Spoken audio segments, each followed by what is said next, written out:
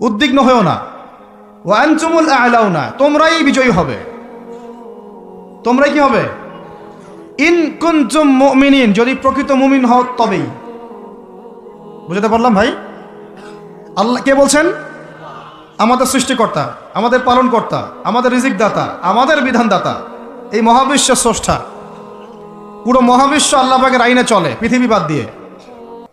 বলেন পৃথিবী বাদ দিয়ে কেমন করে? দুনিয়াতে মানুষ আল্লাহ পাকের বিধান মানে না, পুরো মহাবিশ্ব মানে। বুঝতে পারতেছি না? এই দুনিয়াতে পুরো মহাবিশ্বের কোটি কোটি গ্যালাক্সি, গ্রহ, নক্ষত্র, তারা, প্রত্যেকটা জায়গায়, মানে এমনকি একটা গাছের পাতাও আল্লাহ পাকের হুকুম ছাড়া, তাসবিহ ছাড়া চলে না। শুধু মানুষ হতভাগা একটা প্রাণী, যে আল্লাহর জমিনে থেকে, আল্লাহর খেয়ে, আল্লাহর পরে, আল্লাহর বাতাস থেকে শ্বাস নিয়ে, আল্লাহর দেওয়া পানি পান করে, আল্লাহ পাকের দেওয়া অর্থ, সম্পদ, রিজিক, স্ত্রী, সন্তান সব ভোগ করে আল্লাহরই জমিনে আল্লাহ বিরোধী আইন চালু করে দিয়েছে। এই মানুষই একটা হতভাগা প্রাণী আছে। আর মন খারাপ করেন না, আমার কথা রাগ করেন না, এগুলো বাস্তব। আর আমার দিকে তেড়ে এসে কোনো লাভ নাই, কারণ এটা হচ্ছে অকাট্য সত্য কথা, যে আমরা আল্লাহ পাকের জমিনে আল্লাহর খেলাফতের দায়িত্ব পালন করছি না। আমরা আল্লাহ পাকের জমিনে আল্লাহর নিয়ামতগুলো ভোগ করে আল্লাহ বিরোধী অপশক্তির স্বার্থ রক্ষা করছে। না হলে বাংলাদেশের মতো জায়গায় কেউ ট্রান্সজেন্ডার চালু করতে পারে?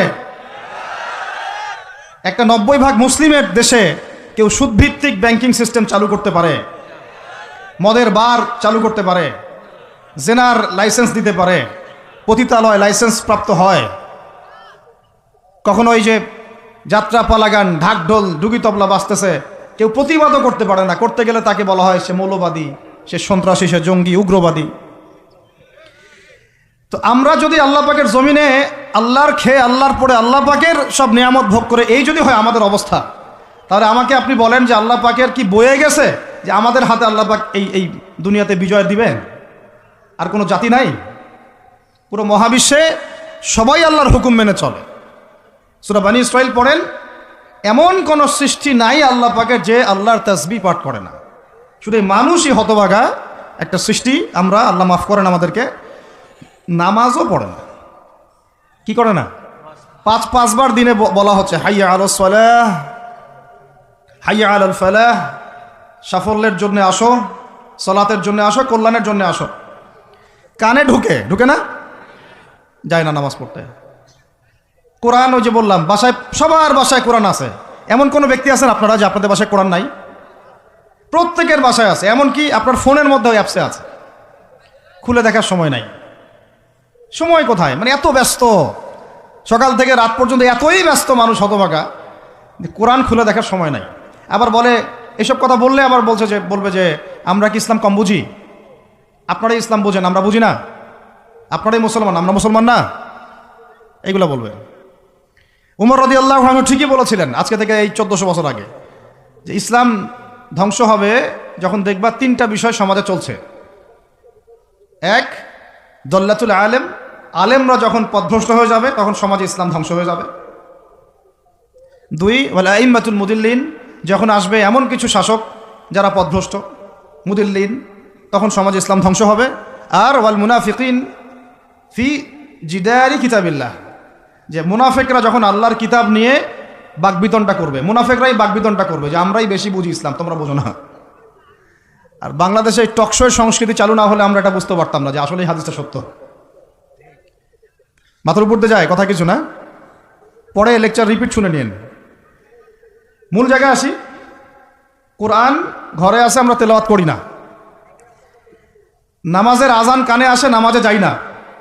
শেষ রাত্রে আল্লাহ পাক প্রথম আসমানে নেমে আসেন। কিভাবে নেমে আসেন আমরা জানি না, ওইটার কাইফিয়াত ব্যাখ্যা করার আমাদের দরকারও নাই। আল্লাহ পাক বলেছেন, বাস ঈমান রাখি। এবং আল্লাহ পাক আহ্বান করতে থাকেন, কে আছো আমার কাছে কিছু চাইবা আমি তোমাকে দিব, সুবহানাল্লাহ। কে আছো আমাকে ডাকবা আমি তোমার ডাকে সাড়া দিব। কে আছো আমার কাছে ক্ষমা চাইবা আমি ক্ষমা করে দিব। এইভাবে ফজর পর্যন্ত আল্লাহ পাক আহ্বান করতে থাকেন। আমরা ওই সময় টেসবুক চালাই, রিল্যাক্সে ঘুম দেই। তাহলে নামাজের আজান কানে যায়, নামাজ পড়ি না, কোরআন বাসায় আছে, তেলাওয়াত করি না, খুলেও দেখি না, 40 কুলখানি বাদ দিয়ে।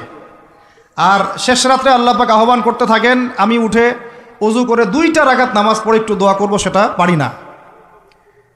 এই আমি আবার যখন দিনের বেলায় এলেম শিখতে যাই, এমন জায়গায় এলেম শিখতে যাই যেখানে নারী পুরুষ একাকার অবস্থা, ফ্রি মিক্সিং। আমি এমন এলেম শিখতে চাই যে এলেমটা আমাকে 20 বছরে 20টা সূরাও শিখায় না। 20টা হাদিস আপনার মুখস্থ নাই, আমি চ্যালেঞ্জ করতেছি আপনাকে। 20টা হাদিস আপনি দাঁড়ায় বলেন, ছোট ছোট হাদিস খালি। যেমন عن أمير المؤمنين عمر بن الخطاب رضي الله عنه قال قال رسول الله صلى الله عليه وسلم إنما الأعمال بالنيات وإنما لكل امرئ ما نوى فمن كانت هجرته إلى الله ورسوله فهجرته إلى الله ورسوله ومن كانت هجرته إلى الدنيا يصيبها أو امرأة يتزوجها فهجرته إلى ما هاجر إليه। এরকম ছোট্ট আপনি আমাকে 20টা হাদিস শুনান যারা 20 বছর পড়াশোনা করেছেন জেনারেল লাইনে, দাঁড়ান দেখি কার সাহস আছে। এই হচ্ছে আপনাদের শিক্ষার অবস্থা। তারপরে আপনি আবার যখন চাকরি ক্ষেত্রে যান, ঘুষ ছাড়া আপনার চাকরি হচ্ছে না। এই হলো অর্থনৈতিক জীবনের অবস্থা। আবার চাকরি, ব্যবসা, বাণিজ্য যাই করছেন এর মধ্যে ম্যান্ডেটরি মাস্ট বি সুদ আছে।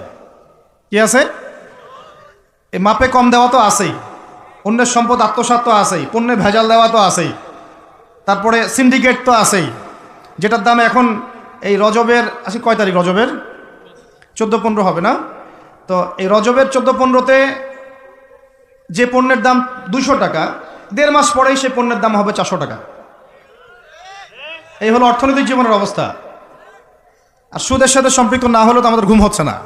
বাংলাদেশের 64,000 গ্রাম বাংলা বলি না আমরা, 64,000 গ্রাম বাংলায় একাধিক সুদী এনজিও আছে, সবাই সুদী কারবার করতেছে। আমাদের মা বোনরা ওখানে সমিতিতে নাম লিখাচ্ছে, আমরাও নাম লিখাইছি অনেকে। কিস্তি শোধ করতে হচ্ছে, জমি বন্ধক রাখো, বাছুর বন্ধক রাখো, গরু বন্ধক রাখো। শেষমেশ ধনীরা ধনী হচ্ছে, গরিবরা গরিব হচ্ছে। কারণ আল্লাহ পাক এই কিতাবের মধ্যেই বলেছেন, সূরা বাকারার শেষের দিকে আছে যে ইয়া আইয়ুহাল্লাযীনা আমানু, হে মুমিনগণ, ইত্তাকুল্লাহ, আল্লাহকে ভয় করো, ওয়া যারু মা বাকিয়া মিনার রিবা, সুদ ছেড়ে দাও, ইন কুনতুম মুমিনিন, যদি মুমিন হয়ে থাকো, ওয়া ইল্লাম তাফআলু, সুদ যদি না ছাড়ো, ফাআযানু বিহারবিন মিনাল্লাহি ওয়া রাসূলিহি, আল্লাহ এবং তার রাসূলের সাথে যুদ্ধের ঘোষণা শুনে রাখ। আয়াত বুঝলেন? আয়াতটা কি বুঝলেন?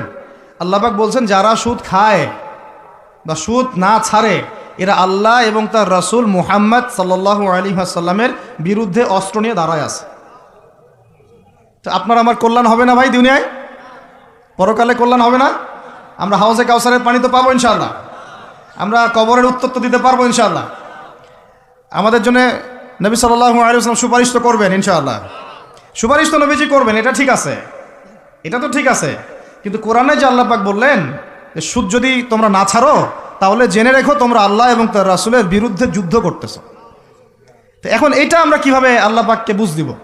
দুনিয়াতে না বুঝ দিলাম, দুনিয়াতে হয়তো কারো ক্ষমতা আছে, জবানটা বন্ধ করে দিল, এই কথা বলতে পারবেন না, চুপ একদম, সম্ভব কি না?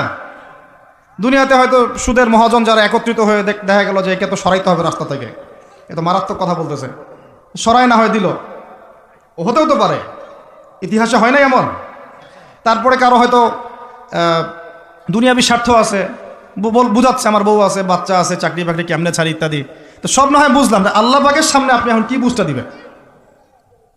রাসূলের সামনে দাঁড়ায় কি বুঝটা দিবেন? দিতে হবে কি না জবাবটা? আজ হোক আর কাল হোক দিতে হবে কি না? পরকালে যেতে হবে তো নাকি? তো তাই যদি হয়, এটা যদি আমাদের ফাইনাল ডেস্টিনেশন হয়, চূড়ান্ত গন্তব্য হয়, তাহলে কোন ব্যক্তি বুদ্ধিমান, যে দুনিয়াতে সংশোধিত হয় সে, নাকি পরকালে যে ব্যক্তি অপেক্ষায় বসে থাকে সে? এখন এই সংশোধনের দিকে যদি আমরা দাওয়াত দিই, আমরা কি মৌলবাদী হয়ে যাব? সমাজের শত্রু হয়ে যাব? দেশ ও জাতির শত্রু হয়ে যাব? সুদী কারবার ছাড়া অর্থনৈতিক বিষয় কি চালানো সম্ভব না? হ্যাঁ, যখন এই সুদী ব্যাংকিং সিস্টেম, ওয়ার্ল্ড ব্যাংকেরটা তো 1995-এর দিকে আসছে, তারও আগে ছিল ওই যে ব্রিটেনের দি ব্যাংক অফ ব্রিটেন, যেটা প্রথমে ছিল, প্রথমের দিকে আর কি। ও সারা বিশ্বকে শাসন করতো এক সময়, তার আগে করেছে জার্মানি, তারপরেও আসছে ও, এই পশ্চিমাদের দৌরত্ব ফরাসি বিপ্লবের পরে। তো ওয়ার্ল্ড ব্যাংক আসছে 1995-এর দিকে, 45-এর পরে। এর আগে মুসলমানরা বিশ্ব শাসন করে নাই? 4 খলিফা করেন নাই? উমাইয়ারা, আব্বাসীয়রা, ফাতেমেরা, মোগলরা, তুর্কিরা, ওসমানীয়রা, তারা কি বিশ্ব শাসন করে নাই? তো তখন কি সুদ দিয়ে পুরো বিশ্বের অর্থনীতি পরিচালিত হয়েছে? বিকল্প কোনো ব্যবস্থা কি কোরআন এবং হাদিসে নাই? তো যদি সেটা থাকে, আর আমরা যদি এটাকে পাশ কাটায় যাই, গিয়ে পশ্চিমাদের এই অর্থনীতি যদি আমরা গ্রহণ করি, সেভাবে জীবনযাপন করতে থাকি, তো আল্লাহর সামনে কি ভাই আমাদেরকে দাঁড়াতে হবে না? আল্লাহ পাক আমাদের সবাইকে যেন কথাগুলো মন দিয়ে বোঝার তৌফিক দান করেন। এখন যদি পুরো সিস্টেমটা আমরা চেঞ্জ করতে না পারি, ওই ক্ষমতা আমাদের নাই মনে করেন, ব্যক্তি জীবন থেকে সুদ দূর করা যাবে না? আমাকে কি রাষ্ট্র প্রশাসন একদম সুদ না খাইলে অ্যারেস্ট করে নিয়ে যাবে? আমি যদি বলি আমি সুদ খাবো না, সুদভিত্তিক ব্যাংকিং সিস্টেমে আমি ডিলিংস করব না, অ্যাকাউন্ট থাকতে পারে আপনার, কিন্তু আপনি ডিলিংস করতেছেন না, ঠিক আছে? সুদের টাকা যদি আসেও ওটা আপনি ছেড়ে দিচ্ছেন, নিচ্ছেন না, এবং সুদি এনজিও কারবার এগুলোর সাথে আপনি যুক্ত হচ্ছেন না, তো আপনাকে কি অ্যারেস্ট করে নিয়ে যাওয়া হবে জেলখানায়? কেন খাচ্ছিস না বলেন, নিয়ে যাওয়া হবে? এখনও ওই রকম দুঃসাহস দেখানোর মতো লোক বাংলাদেশে আসে নাই যে আপনি সুদ না খাইলে আপনাকে জোর করে ধরে নিয়ে যাবে। আচ্ছা, এরকম কেউ কখনো করবে না তারা এই কাজটা ইনশাআল্লাহ। আর যদি করে তাহলে তো আল্লাহর গজব নেমে আসবে। তো এখন তাহলে সুদ খাচ্ছে কে? আপনি আমি নিজেই। কে খাচ্ছে তাহলে? আমরা নিজেরাই খাচ্ছি। হয় আমি খাচ্ছি, না হলে আপনি খাচ্ছেন, না হলে আপনার স্ত্রী খাচ্ছে, না হলে আপনার বাবা খাচ্ছে। অতএব সুদের মধ্য দিয়ে আমরা আল্লাহ এবং তার রাসূলের সাথে সরাসরি যুদ্ধ করতেছি। বদরের যুদ্ধে কি আবু জাহেলরা পরাজিত হয় নাই? উহুদের যুদ্ধে, খন্দকের যুদ্ধে, মুতা ইয়ারমুকে, এই শতাব্দীর পর শতাব্দী আল্লাহ এবং তার রাসূলের বিরুদ্ধে যারা দাঁড়াইছে তারা কি কখনো টিকতে পারছে? আজকে পশ্চিমারা সারা বিশ্বকে এভাবে সুদখোর বানিয়ে দিয়েছে, আর প্রত্যেকটা মুসলিম কান্ট্রি এর খপ্পরে পড়ে গেছে, বের হতে পারতেছে না। বের হওয়ার জন্য শুধু একটা জিনিস দরকার, একটা জিনিস, সেটা হচ্ছে আল্লাহ এবং তার রাসূলের প্রতি পরিপূর্ণ বিশ্বাস, ঈমান। এইটা আমাদের অর্জন হয় নাই, এটাই সত্য কথা। অর্জন যদি হতো তাহলে আমরা বিকল্প চিন্তা করতে পারতাম।